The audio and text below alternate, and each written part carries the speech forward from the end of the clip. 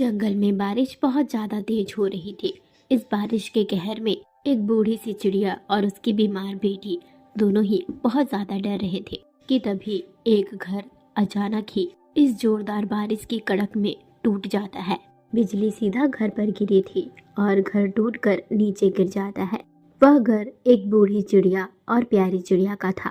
प्यारी चिड़िया की तबीयत कुछ ज्यादा ही खराब थी। बिगड़ते मौसम की वजह से दोनों बच तो गए थे, पर दोनों एक पेड़ की डाली पर बैठे हुए थे और अपने घर को टूटता हुआ अपनी आंखों से देख रहे थे।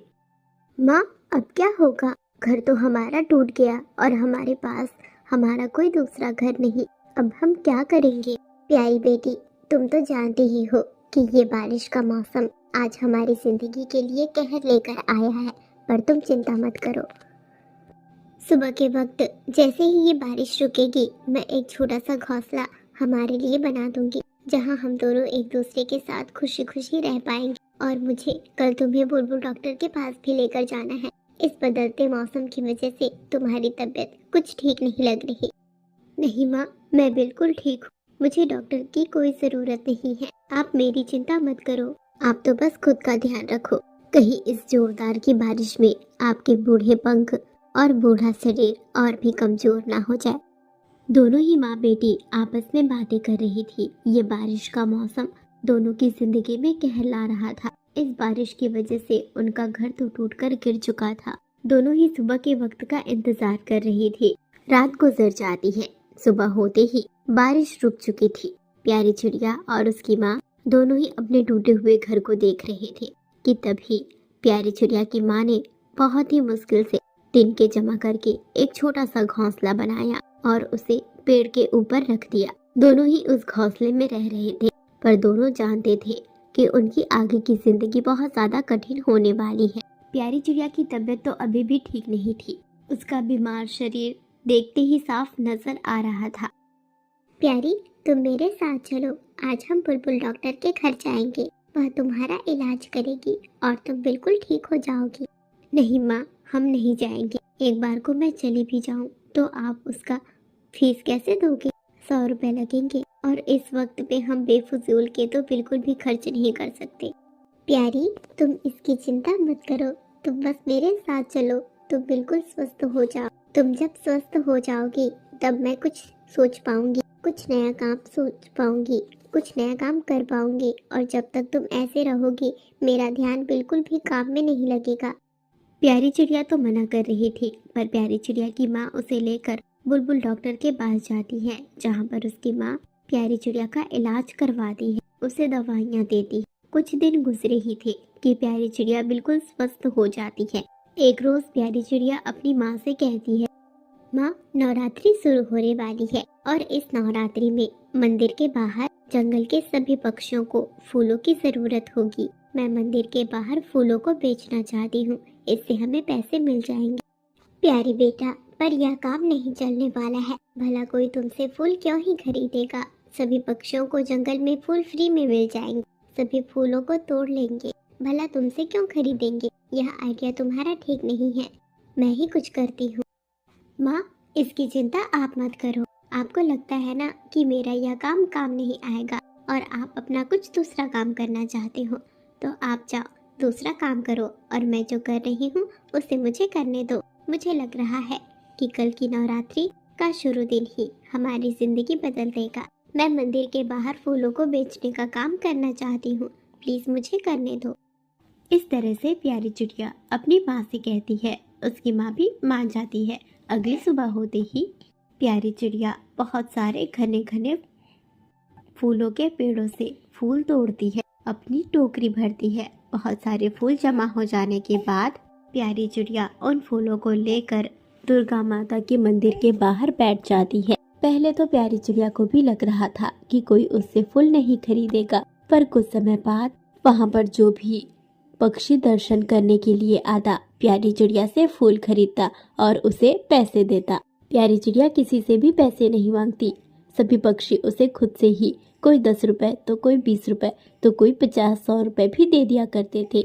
जो अमीर पक्षी थे वह भी उसे अच्छे पैसे दिया करते थे। आज नवरात्रि का पहला दिन ही प्यारी चिड़िया की जिंदगी में खुशियाँ ला दिया था। कुछ समय गुजरे ही थे कि वहाँ पर चांदनी तोती आती है, जो दूसरे जंगल की अमीर तोती थी। ओ चिड़िया, तुम सिर्फ इन फूलों को ही बेचती हो या इससे माले भी बनाती हो? तोती आंटी, आज तो मेरा इन फूलों को बेचने का पहला दिन है, पर मुझे माला बनाना भी आता है। अगर आपको फूलों के माले बनवाने हैं तो आपको ऑर्डर देना पड़ेगा। आज तो नहीं हो पाएगा, पर कल से मैं आपके लिए फूलों के माले बना दूंगी। ठीक है चिड़िया, तुम बता दो तुम्हारा नाम क्या है? मुझे आज से बाद के पूरे 8 दिन तक के माले बनाकर दे देना। हर रोज सुबह सुबह ताजे फूल के माले बनाना। हाँ तोती आंटी जी, जरूर, मैं आपके लिए बना दूंगी। मेरा नाम प्यारी है। मैं आपको कल इसी जगह पर ही मिलूंगी और आपका फूलों का माला भी तैयार रखूंगी। मुझे आपसे यह पूछना था, क्या आप मुझे फूलों के माला बनाने के पैसे देंगी या सिर्फ फूल के पैसे देंगी? चिंता मत करो, मैं तुम्हें तुम्हारे मेहनत के पूरे पैसे दूंगी। अगर कल ना भी दिए तो नवरात्रि खत्म होते तक तो जरूर दूंगी। प्यारी चिड़िया फूल दे देती है चांदनी तोती को और खुश होती है। आज प्यारी चिड़िया का मंदिर के बाहर फूलों का बेचना का पहला दिन ही था, पर वह बहुत खुश हुई थी। रात के वक्त जब वह अपने घोंसले में पहुंची, प्यारी चिड़िया की माँ को कोई भी काम ना मिलने की वजह से वह उदास थी। पर प्यारी चिड़िया ने जब बताया, माँ मेरा काम तो बहुत अच्छा रहा, शाम तक कोई ना कोई मंदिर के बाहर आ ही रहे थे और मेरे फूलों को खरीद रहे थे। दूसरे जंगल की एक तोती भी आई हुई थी, उनका नाम चांदनी तोती था। उन्होंने मुझे फूलों के माला बनाने को कहा है और मुझसे कहा है कि वह मुझे मेरे मेहनत के पैसे देंगी। फूलों को तो मैं कम कीमत में बेचती हूँ, देखना वह मुझे एक फूलों के माला के 10 रुपए जरूर देंगी। फूलों को तो मैं सिर्फ 5 रुपए में बेचती हूँ, पर माला बनाकर बेचूंगी तो उससे मुझे और पैसे मिलेंगे। मैं कल सिर्फ एक माला नहीं, बहुत सारे ढेरों माला बनाऊंगी और जिस भी पक्षी को माला की जरूरत होगी उसे 10 रुपए में माला दूंगी। इन नवरात्रि के 8 दिन जो बचे हुए हैं, इसमें मेरी कमाई बहुत अच्छी हो जाने वाली है। और ये देखो कितने सारे पैसे मिले हैं मुझे आज। इन पैसों में तो हम दाल चावल भी खा सकते हैं। अरे हाँ प्यारी, तुम्हारा आइडिया तो बहुत अच्छा रहा। सचमुच तुम्हें तो बहुत अच्छे मुनाफे मिले हैं। इतनी कमाई तो आज तक मेरी एक दिन में कभी नहीं हुई। कल से मैं भी फूलों को और फूलों के मालों को बनाने का ही काम करूंगी और दूसरे जंगल के मंदिर के बाहर जाकर फूलों को और फूलों के मालों को बेचूंगी। अरे नहीं माँ, आपको यह काम करने की कोई जरूरत नहीं है, आप तो बस मेरी मदद कर देना। मैं सुबह 5 बजते ही मंदिर के बाहर फूलों को लेकर चली जाऊंगी और आप पीछे से फूलों के माले बना देना। कुछ माले तो मैं बना लूंगी, पर मुझसे ज्यादा माले नहीं बन पाएंगे, वो माले आप बना देना। इस तरह से हम मिलजुल कर करते हैं। इस तरह से प्यारी चिड़िया कहती है। प्यारी चिड़िया की माँ प्यारी की बात मान जाती है। अगली सुबह होते ही प्यारी चिड़िया ढेर सारे फूल तोड़ कर लाती है। प्यारी चिड़िया और उसकी माँ दोनों मिलकर फूलों के माला बना रहे थे। प्यारी चिड़िया फूल का माला और फूल लेकर मंदिर के बाहर चली जाती है, जहाँ वो अपने फूलों को और फूल के मालों को बेचती है। फूल के माले तो बहुत अच्छी कीमत में बिक रहे थे। कोई कोई पक्षी तो खुश होकर 50 रुपए भी दे रहे थे। वहीं दूसरी तरफ प्यारी चिड़िया की माँ भी फूलों के माले बना रही थी, जिसे वह अपनी बेटी को देती है। दिन इसी तरह से गुजरता जाता है।